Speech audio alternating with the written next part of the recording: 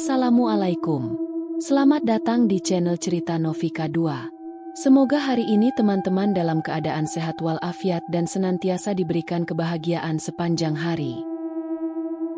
Seorang pria bernama Raka ditugaskan untuk bekerja di sebuah proyek di pedalaman Kalimantan.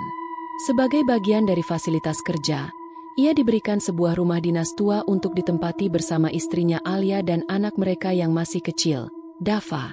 Awalnya, rumah itu terlihat biasa saja, meskipun kondisinya agak usang dan terpencil.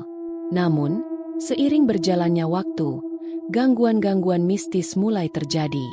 Mulai dari suara langkah kaki di lorong, lemari yang terbuka sendiri, hingga Dava yang tiba-tiba berbicara dengan seseorang yang tidak terlihat. Puncaknya, Raka dan Alia mulai mengalami kejadian yang tidak bisa dijelaskan dengan logika. Apa sebenarnya yang bersembunyi di dalam rumah dinas itu? Dan mampukah mereka keluar sebelum semuanya terlambat? Kalimantan, pukul 17.45. Langit mulai berubah jingga ketika mobil yang dikendarai Raka akhirnya berhenti di depan sebuah rumah tua. Di kursi belakang, Alia menggendong putra mereka, Dava, yang tertidur setelah perjalanan panjang. Raka mengusap wajahnya yang lelah sebelum mematikan mesin mobil. Akhirnya sampai juga. Gumamnya pelan. Rumah di depan mereka tampak tua, dengan cat yang mulai mengelupas dan jendela kayu yang sedikit rapuh. Di terasnya, seorang pria tua dengan seragam satpam berdiri sambil merokok. Tatapan matanya tajam dan kosong. Raka turun dari mobil, tersenyum ramah. "Pak, saya Raka, pegawai baru di proyek perusahaan. Ini rumah dinas saya, kan?" Pria tua itu mengembuskan asap rokoknya perlahan sebelum menjawab. "Betul, ini rumahnya." Namun, ada sesuatu dalam nada suaranya yang membuat Raka sedikit tidak nyaman. Alia turun dari mobil sambil menggendong Dava. Ia menatap rumah itu dengan ekspresi ragu. "Rumahnya agak tua ya, Mas?" bisiknya pelan. Raka tersenyum, mencoba menenangkan istrinya. Namanya juga rumah dinas. Yang penting bisa ditinggali. Namun, Alia tetap merasa ada sesuatu yang janggal. Mungkin karena rumah itu terlalu sepi. Atau mungkin karena udara di sekitarnya terasa lebih dingin daripada yang seharusnya. Sang satpam, yang akhirnya memperkenalkan dirinya sebagai Pak Diran, membantu mereka membawakan koper. Saat melewati pintu depan, ia tiba-tiba berhenti sejenak, menatap ke dalam rumah dengan ekspresi serius. Lalu, sebelum masuk, ia mengetuk pintu 3 kali. Tok, tok, tok. Setelah itu, barulah ia melangkah masuk sambil membawa koper Raka. Raka dan Alia saling bertukar pandang. Kenapa harus mengetuk pintu dulu? Padahal ini rumah kosong? Alia nyaris bertanya, tetapi entah kenapa, ia merasa lebih baik diam. Rumah itu terasa lebih luas di dalam daripada yang mereka duga. Ruang tamunya cukup besar, dengan sofa tua berdebu dan lemari kayu yang tampaknya sudah puluhan tahun usianya. Dindingnya penuh bercak kelembapan. Sebuah cermin besar tergantung di ujung lorong, memantulkan cahaya oranye dari matahari senja. Pak Diran meletakkan koper di lantai, lalu menatap Raka dengan ekspresi serius. "Rumah ini sudah lama kosong, Pak Raka. Tapi kalau ada hal-hal yang terasa janggal, jangan terlalu banyak bertanya." Suasana mendadak hening. Alia menggenggam lengan Raka dengan sedikit erat. "Maksudnya, Pak?" tanya Raka, bingung. Pak Diran menghela napas, lalu berkata pelan, "Yang penting, jangan pernah buka kamar yang di ujung lorong." Setelah itu, ia berjalan keluar dan meninggalkan mereka. Meninggalkan pertanyaan yang tak terjawab. Setelah Pak Diran pergi, Alia menoleh ke Raka dengan wajah ketakutan. "Mas, apa maksudnya itu?" Raka menghela napas, lalu mengusap pundak istrinya.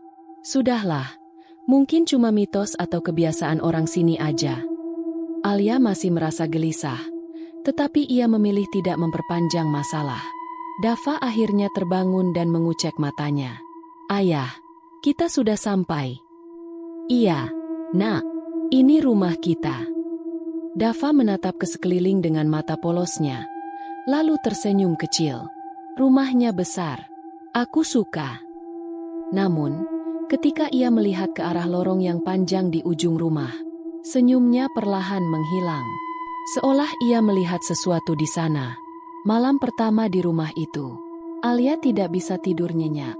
Ia merasa udara di kamar terasa lebih dingin daripada seharusnya. Di sampingnya, Raka sudah tertidur pulas setelah seharian lelah menyetir dan mengangkat barang.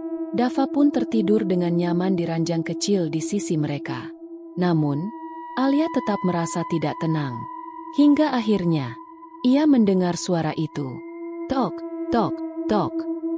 Suara langkah kaki, perlahan, pelan, menyusuri lorong di depan kamar mereka. Alia membeku di tempat. Ia menajamkan pendengarannya. Langkah kaki itu terdengar jelas. Seolah ada seseorang yang berjalan di dalam rumah. Tetapi, siapa? Karena ia tahu pasti, semua orang di rumah ini sedang tidur. Alia menoleh ke Raka, berniat membangunkannya.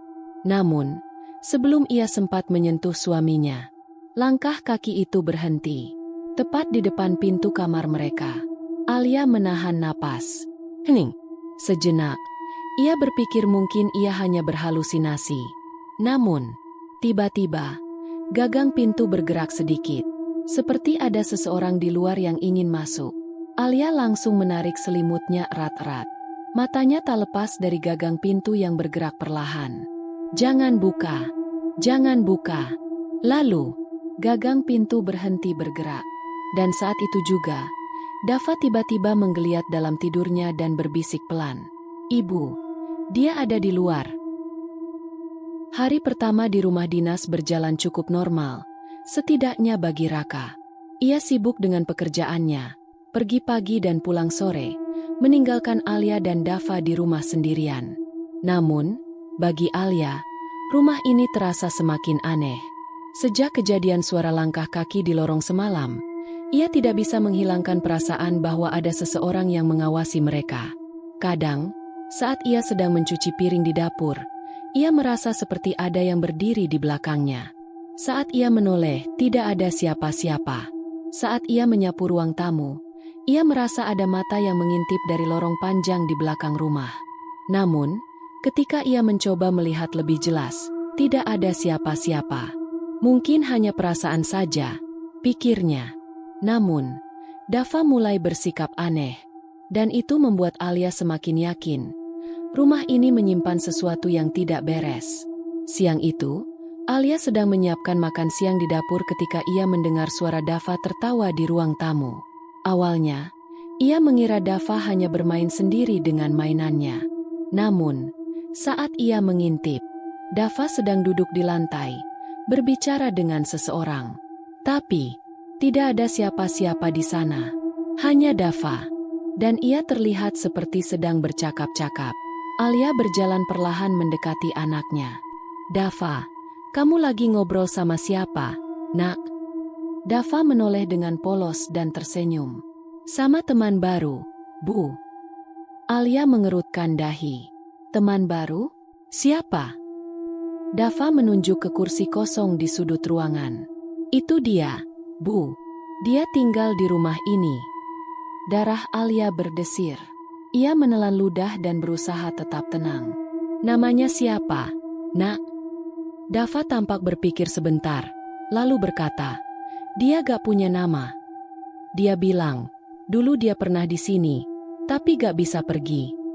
Alia langsung merinding. Anak sekecil Dava tidak mungkin mengarang cerita seperti ini. Dengan hati-hati, Alia mengalihkan perhatian Dava dan mengajaknya makan siang. Namun, saat mereka duduk di meja makan, Dava sesekali melirik ke kursi kosong itu. Seolah ada yang sedang mengawasi mereka. Malam itu, Alia menceritakan kejadian tersebut kepada Raka. Namun seperti yang ia duga, Raka hanya tertawa kecil. Alia, itu cuma imajinasi anak kecil. Wajar kalau dia bikin teman hayalan. Alia menggigit bibirnya. Tapi mas, rasanya nyata. Aku lihat sendiri Dava ngobrol kayak beneran ada orang di sana.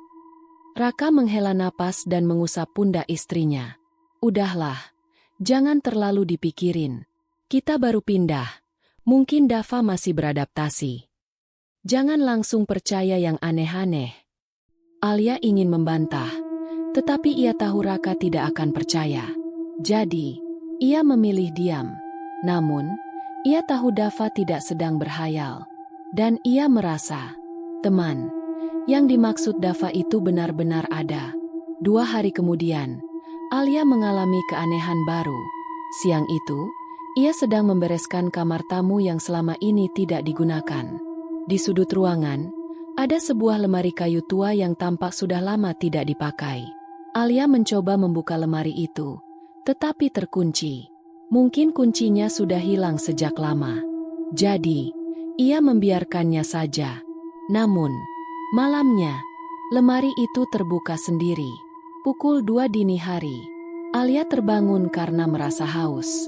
Saat melewati kamar tamu dalam perjalanan ke dapur, ia melihat pintu lemari tua itu sedikit terbuka. Padahal siang tadi ia yakin sekali lemari itu terkunci. Jantung Alia berdegup kencang. Perlahan, ia berjalan mendekati lemari itu dan menarik pintunya. Lemari itu kosong. Namun, di bagian dalam pintunya, ada bekas cakaran panjang. Bekas kuku. Seperti ada seseorang yang pernah berusaha keluar dari dalam lemari itu. Esok paginya, Alia kembali menceritakan hal itu kepada Raka. Seperti sebelumnya, Raka tidak percaya. Lemari tua, Alia. Mungkin kayunya memuai. Jadi pintunya terbuka sendiri. Alia frustrasi. Lalu bekas cakaran di dalamnya gimana? Raka mengangkat bahu. Mungkin bekas tikus atau kucing yang pernah masuk ke sana. Alia tahu tidak ada gunanya berdebat. Tapi kali ini, ia tidak mau tinggal diam. Malam itu, ia mengikat pintu lemari dengan tali, agar tidak terbuka sendiri lagi. Namun, saat ia bangun keesokan harinya, talinya sudah terlepas, dan pintu lemari itu terbuka lebar, seolah ada seseorang yang keluar dari dalamnya. Alia sudah tidak bisa mengabaikan semua kejadian ini. Namun, ia tetap memilih tidak membahasnya lagi dengan Raka. Karena ia tahu, Raka hanya akan menganggapnya berlebihan. Namun, malam itu, kejadian aneh semakin bertambah. Saat Alia sedang mencoba tidur, Dava tiba-tiba berbisik dari ranjang kecilnya. "Ibu."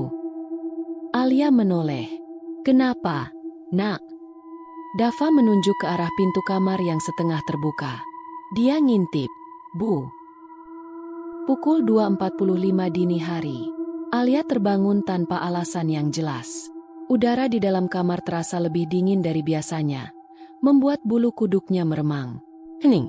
Sangat hening. Hanya suara detak jam di dinding yang terdengar pelan.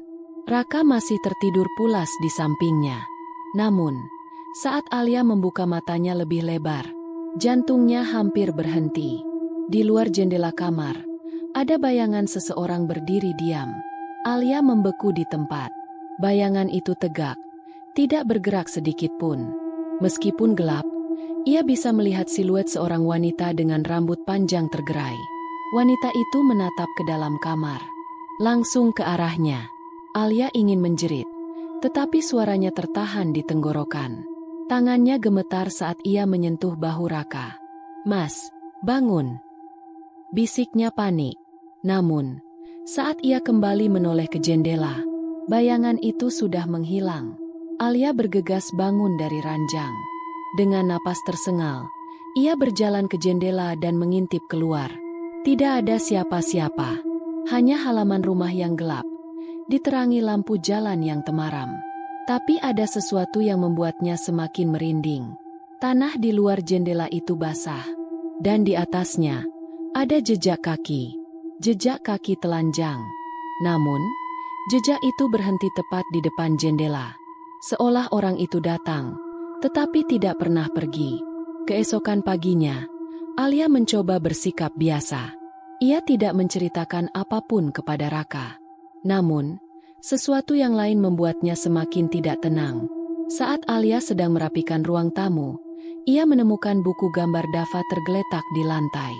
Halaman terakhirnya penuh dengan coretan hitam.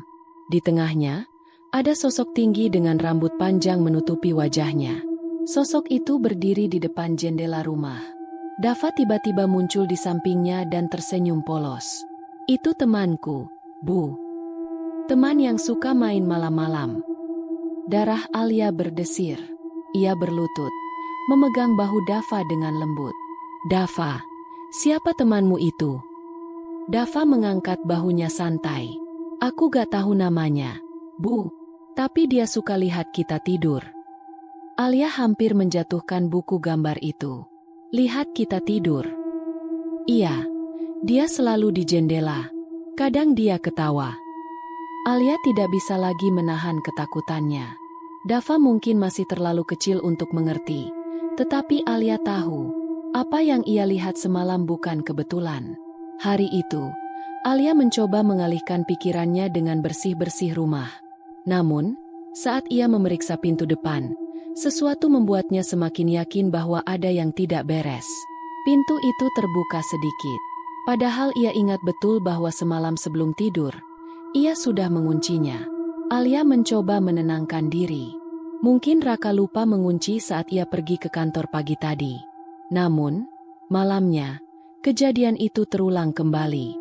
Pukul 1 dini hari, saat Alia hendak mengambil air di dapur, pintu depan terbuka sendiri dengan pelan. Krek! Alia langsung mundur selangkah.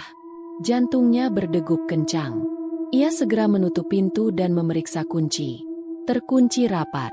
Namun, 1 jam kemudian, pintu itu kembali terbuka sendiri. Seolah ada seseorang yang masuk ke dalam rumah. Kini, bahkan Raka mulai merasa ada yang aneh. Meskipun masih skeptis, ia tidak bisa mengabaikan perasaan berat yang ia rasakan setiap kali masuk rumah. Udara di dalam rumah terasa lebih dingin dari biasanya. Ada saat-saat di mana ia merasa seperti ada seseorang yang berdiri di belakangnya. Dan ia mulai sering terbangun di malam hari, tanpa alasan yang jelas. Sampai suatu malam, ia mengalami kejadian yang membuatnya tidak bisa lagi menyangkal. Ia terbangun karena mendengar suara bisikan. Suara seorang wanita. Dari dalam lemari di kamar mereka. Raka membuka matanya dengan cepat. Jantungnya berdetak begitu kencang. Ia menajamkan pendengarannya. Suara itu masih ada. Lirih, seperti seseorang sedang berbicara pelan dari dalam lemari. Aku di sini. Raka langsung bangun dan menoleh ke lemari di sudut kamar.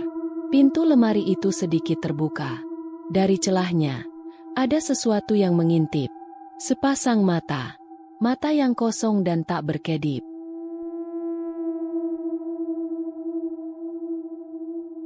Hari demi hari, suasana rumah dinas semakin mencekam. Alia tidak lagi bisa mengabaikan gangguan-gangguan aneh yang terjadi. Bayangan hitam di jendela, pintu yang terbuka sendiri, hingga Dava yang semakin sering berbicara dengan teman barunya. Namun, yang paling membuat Alia takut adalah saat ia mulai melihat sosok perempuan berambut panjang dalam kilatan sekilas. Awalnya, Alia mengira hanya berhalusinasi.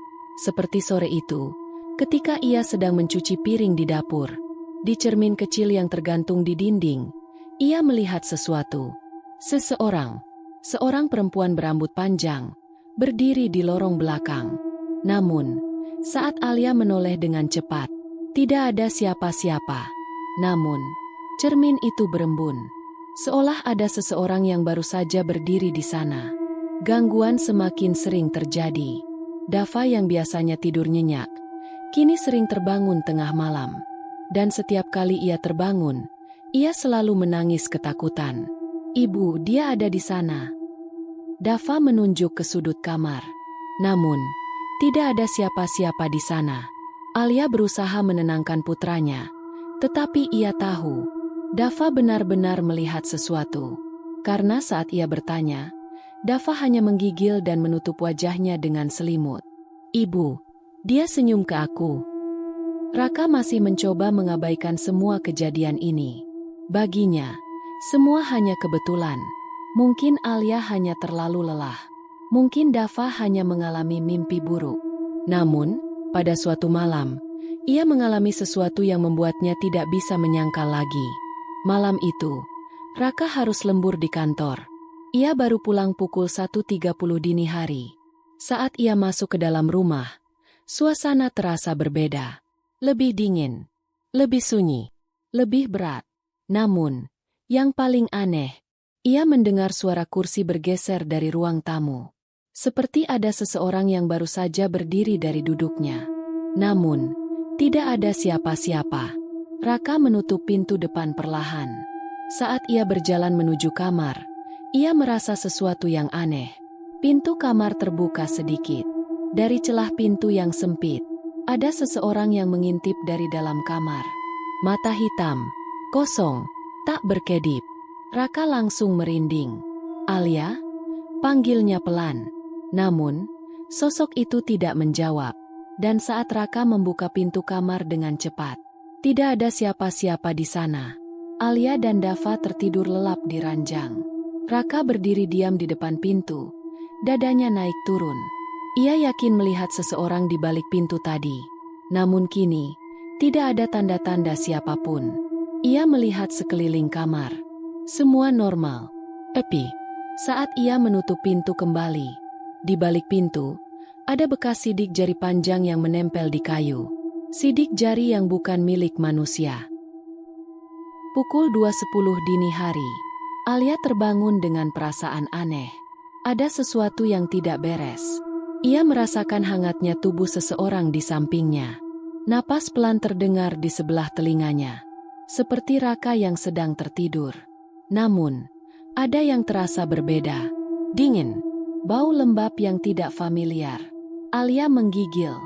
Dan saat ia menoleh perlahan, Raka tidak ada di sampingnya.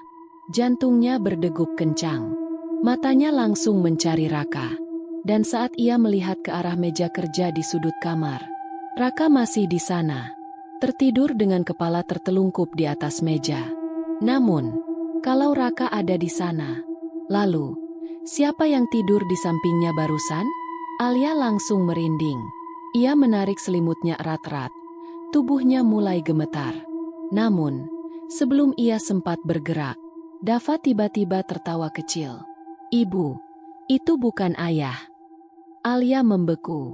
Tangannya mencengkeram selimut dengan kuat. "Dava, apa maksudmu?" bisiknya pelan. Dava menatapnya dengan polos. "Tadi ada yang tidur di situ. Tapi dia gak punya wajah." Darah Alia langsung membeku. Tubuhnya gemetar hebat. Matanya memandangi tempat tidur dengan penuh ketakutan. Seolah-olah sesuatu masih ada di sana. Baru saja, ia berbagi tempat tidur dengan sesuatu yang bukan manusia. Tanpa pikir panjang, ia bergegas ke meja kerja dan mengguncang bahu Raka. "Mas, bangun! Bangun sekarang!" Raka mengerang pelan, masih setengah sadar. "Kenapa sih, Yah?" Alia hampir menangis. "Mas, aku gak mau di rumah ini lagi." Mendengar suara panik Alia, kesadaran Raka mulai penuh. Ia melihat istrinya pucat, tubuhnya gemetar, dan mata berkaca-kaca. Dava hanya duduk di tempat tidur, memeluk bonekanya. "Apa yang terjadi?" tanya Raka. Kini benar-benar terjaga. Alia menarik napas dalam, tapi dadanya terasa sesak. "Aku terbangun karena merasa ada yang tidur di sebelahku. Tapi pas aku lihat, Mas masih ada di meja." Dan Dava bilang, "Yang tidur di sebelahku bukan ayah." Raka terdiam. Tubuhnya menegang. Untuk pertama kalinya, ia tidak bisa menyangka lagi. Ini bukan paranoia Alia. Rumah ini memang tidak normal. Sejak malam itu, Raka mulai berubah. Ia tidak lagi menyangkal semua kejadian aneh yang dialami Alia. Namun, ia juga tidak tahu harus berbuat apa. Keanehan di rumah ini semakin menjadi-jadi. Pintu lemari yang tertutup sendiri. Langkah kaki di lorong setiap malam. Kursi yang berpindah tempat tanpa alasan. Dan suasana rumah semakin berat. Seolah-olah mereka tidak sendirian. Alia mulai mengalami gangguan yang lebih parah. Setiap malam, ia bermimpi buruk. Dalam mimpinya, ia selalu berada di dalam ruangan gelap dengan pintu tertutup. Di balik pintu, ada seseorang yang berbisik. "Buka pintunya. Aku ingin keluar." Alia selalu terbangun dengan keringat dingin. Dan setiap kali ia bangun, Dava selalu duduk di ranjang, menatapnya dengan ekspresi aneh. "Ibu, dia ada di belakangmu." Raka tahu mereka tidak bisa tinggal di sini lebih lama. Ia mulai mencari informasi tentang rumah dinas ini. Namun, tidak ada yang mau bercerita. Hingga akhirnya, ia bertemu dengan Pak Diran, satpam yang pertama kali menyambut mereka. Saat Raka bertanya tentang rumah ini, Pak Diran terdiam cukup lama. Lalu, ia berkata dengan suara lirih, "Pak Raka, ada beberapa orang sebelum Bapak yang tinggal di rumah ini. Mereka semua pergi. Karena mereka juga pernah melihat sesuatu yang tidur di samping mereka." Raka tidak bisa tinggal diam lagi. Setelah semua kejadian aneh yang menimpa keluarganya, ia merasa harus mencari tahu tentang rumah dinas ini. Siapa yang pernah tinggal di sini? Kenapa rumah ini terasa begitu menyeramkan? Dan apa yang sebenarnya menghuni tempat ini? Pagi itu, sebelum berangkat kerja, Raka menemui salah satu pegawai senior di kantornya, Pak Sarman. Pak Sarman sudah bekerja di tempat ini lebih dari 20 tahun. Jika ada yang tahu tentang sejarah rumah itu, maka dialah orangnya. Namun, begitu Raka menyebut tentang rumah dinasnya, ekspresi Pak Sarman langsung berubah. "Kenapa Bapak tanya tentang rumah itu?" tanya Pak Sarman. Suaranya terdengar hati-hati. Raka menghela napas panjang. "Saya dan keluarga sering mengalami kejadian aneh di sana, Pak." Mulai dari suara langkah kaki, pintu terbuka sendiri, bahkan anak saya melihat sesuatu. Pak Sarman terdiam. Sorot matanya tampak penuh keraguan. Lalu, dengan suara pelan, ia berkata, "Rumah itu sudah lama kosong sebelum Bapak datang. Bukan karena rusak, tapi karena orang-orang sebelumnya selalu pergi. Mereka semua mengalami hal yang sama, dan tidak ada satupun yang bertahan lama." Darah Raka berdesir. "Apa maksudnya, Pak?" Pak Sarman menghela napas panjang sebelum akhirnya mulai bercerita. Dulu, sebelum dijadikan rumah dinas, rumah itu milik sebuah keluarga kecil. Suami, istri, dan satu anak mereka yang masih kecil. Mereka tampak seperti keluarga bahagia, sampai suatu hari, mereka menghilang secara misterius. Tidak ada yang tahu kemana mereka pergi. Tapi, ada satu hal yang selalu orang ingat dari keluarga itu. Sang istri ditemukan tewas bunuh diri di kamar tamu. Dan sejak saat itu, rumah itu mulai dihantui. Raka membeku di tempat. Seseorang bunuh diri di rumah itu? Apakah itu alasan mengapa gangguan semakin parah? Pak Sarman, apakah itu berarti arwah wanita itu masih ada di sana? Pak Sarman menatapnya dalam-dalam. "Bapak sudah melihatnya, kan? Sosok perempuan yang sering berdiri di jendela, yang selalu mengawasi keluarga Bapak di malam hari. Dia tidak pernah pergi." Malam itu, Raka pulang ke rumah dengan perasaan tidak tenang. Ia ingin menceritakan semuanya kepada Alia, tetapi ia tidak ingin membuat istrinya semakin takut. Namun, gangguan malam ini jauh lebih buruk dari sebelumnya. Dan Raka akan melihat sendiri bahwa rumah ini benar-benar dikutuk. Pukul 11.30 malam, Alia dan Raka sedang duduk di ruang tamu, berbicara pelan. Namun, tiba-tiba, Dava menangis keras dari dalam kamar. Alia langsung berlari ke kamar anaknya. Namun, begitu ia masuk, napasnya langsung tercekat. Dava duduk di atas ranjang, namun matanya kosong. Dan dari mulutnya keluar suara yang bukan miliknya. Suara seorang wanita. "Pergi, atau kalian akan bernasib sama seperti mereka." Alia menjerit. Tubuhnya gemetar ketakutan. Raka berlari ke kamar dan melihat Dava duduk diam dengan kepala sedikit tertunduk. Suaranya masih berbisik pelan. "Aku masih di sini. Aku masih di sini. Aku masih di sini." Tiba-tiba, brak! Semua pintu rumah tertutup dengan keras. Seolah ada sesuatu yang marah dan tidak ingin mereka pergi. Alia mengguncang tubuh Dava. "Dava, nak, bangun. Ini ibu." Dava menoleh perlahan ke arah Alia. Dan saat itu juga, Alia hampir pingsan. Mata Dava berubah hitam pekat. Tersenyum, tetapi tidak seperti senyum seorang anak kecil. Lalu, dengan suara lirih, Dava berkata, "Ibu, dia ada di belakang ayah." Raka langsung merinding. Tubuhnya terasa membeku, tetapi ia tidak berani menoleh. Namun, ia bisa merasakannya. Seseorang, atau sesuatu, berdiri di belakangnya.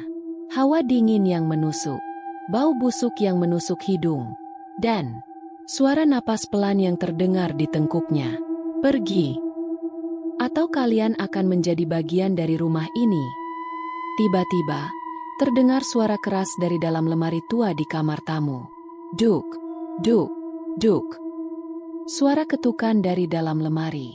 Seolah ada seseorang yang mencoba keluar.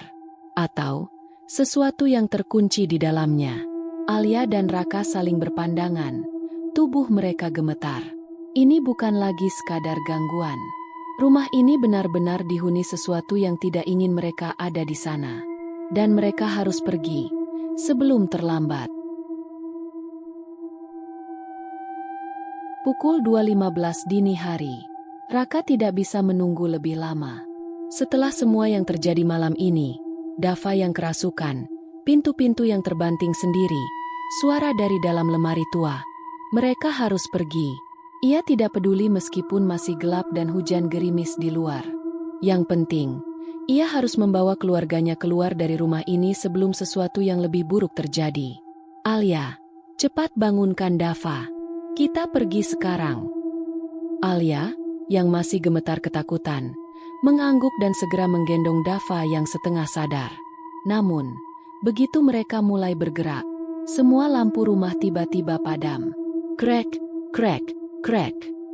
Terdengar suara aneh dari atap rumah. Seperti langkah kaki seseorang, berjalan di atas plafon. Alia langsung memeluk Dava erat-erat. Tubuhnya menggigil, keringat dingin mengalir di tengkuknya. "Mas, ada sesuatu di atas."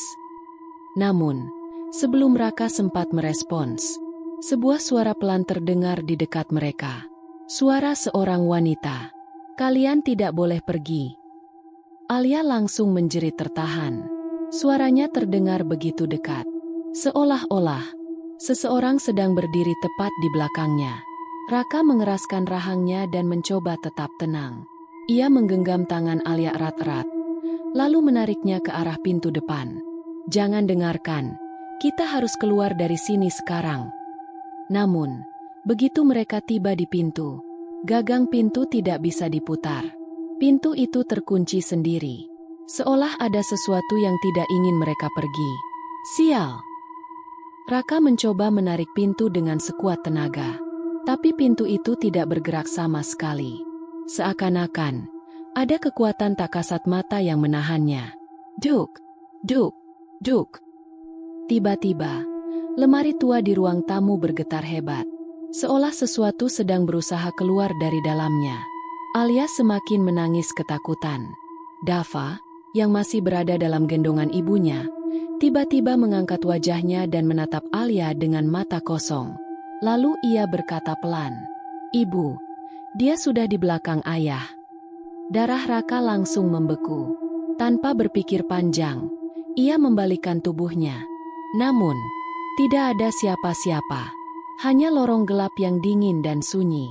Tapi Raka tahu, ia bisa merasakannya. Ada sesuatu yang berdiri tepat di belakangnya. Mengawasi, menunggu, mencoba membuat mereka tetap tinggal di dalam rumah ini. Tanpa membuang waktu, Raka menendang pintu sekuat tenaga. Brak! Pintu terbuka dengan paksa. Udara dingin dari luar langsung masuk, membawa sedikit ketenangan di tengah teror yang mereka alami. "Lari, sekarang!" teriak Raka. Alia menggenggam tangan Dava erat-erat dan berlari keluar rumah. Mereka melewati lorong sempit, melintasi ruang tamu yang terasa semakin gelap. Namun, dari sudut matanya, Alia melihat sesuatu. Di jendela rumah, ada sesosok wanita berdiri diam. Rambutnya panjang, wajahnya pucat. Ia menatap mereka dengan senyum menyeramkan. seolah tahu bahwa mereka akhirnya pergi. Begitu mereka berhasil melewati pagar rumah, semua suara aneh itu langsung menghilang. Tidak ada lagi suara langkah kaki di atap. Tidak ada lagi suara bisikan. Tidak ada lagi suara lemari yang bergetar. Rumah itu menjadi sunyi, seperti tidak pernah terjadi apa-apa. Mereka hanya berdiri di luar pagar. Napas memburu, tubuh gemetar. Namun satu hal yang pasti, mereka tidak akan pernah kembali ke rumah itu lagi. Sudah 3 minggu sejak Raka dan keluarganya meninggalkan rumah dinas itu. Mereka kini tinggal di kontrakan kecil di kota, jauh dari lokasi rumah lama. Alia mulai pulih dari ketakutannya, meskipun ia masih sering terbangun tengah malam. Dava juga perlahan kembali menjadi anak kecil biasa, tidak lagi berbicara dengan teman barunya. Namun, bagi Raka, rumah itu masih menghantuinya. Setiap malam, ia tidak bisa tidur nyenyak. Setiap kali ia memejamkan mata, mimpi buruk tentang rumah dinas itu kembali menghantuinya. Ia selalu bermimpi berada di dalam rumah itu, berjalan sendirian di lorong panjang yang gelap. Lalu, saat ia mencapai pintu kamar tamu, pintu itu selalu terbuka perlahan. Dan dari dalam kegelapan, ada seseorang yang menatapnya. Seorang perempuan berambut panjang, tersenyum, seolah sedang menunggunya untuk kembali. Dan sebelum ia sempat berlari, ia selalu terbangun dengan napas tersengal. Suatu hari, saat Raka sedang di kantor, ia mendengar kabar bahwa rumah dinas itu sudah diberikan kepada pegawai baru. Seorang pria bernama Harry, pegawai muda yang baru saja dipindahkan dari cabang lain. Kasihan, ya, dia dapat rumah itu, bisik seorang rekan kerja. Apa dia sudah tahu cerita di balik rumah itu? Tanya yang lain. Belum, sih. Tapi kita lihat aja, berapa lama dia bisa bertahan. Raka tidak ikut dalam obrolan itu. Namun dalam hati, ia tahu persis apa yang akan terjadi. Dan ia berharap Harry cukup beruntung untuk keluar sebelum terlambat. Malam itu, setelah makan malam bersama Alia dan Dava, Raka duduk sendirian di ruang tamu. Ia mencoba mengusir pikirannya tentang rumah itu. Namun, tepat pukul 23.45, ponselnya berdering. Nomor tak dikenal. Raka mengernyit. Siapa yang menelepon tengah malam begini? Namun, saat ia mengangkat teleponnya, darahnya langsung membeku. Dari seberang telepon, terdengar suara anak kecil. Suara yang sangat familiar. Suara yang tidak mungkin ada di sana. Ayah, kapan kita pulang? Tut, tut, tut. Telepon itu langsung terputus. Raka jatuh terduduk. Ponsel masih tergenggam di tangannya. Napasnya tercekat. Itu suara Dava. Tapi Dava ada di dalam kamar, sedang tidur bersama Alia. Jadi, siapa yang baru saja meneleponnya? Dengan tangan gemetar, Raka membuka riwayat panggilannya. Ia mencoba memeriksa nomor tak dikenal itu. Namun, tidak ada riwayat panggilan masuk. Seolah-olah, telepon itu tidak pernah terjadi. Namun ia tahu, ia mendengar suara itu. Suara yang berasal dari rumah yang seharusnya sudah mereka tinggalkan. Namun ternyata, rumah itu belum benar-benar meninggalkan mereka.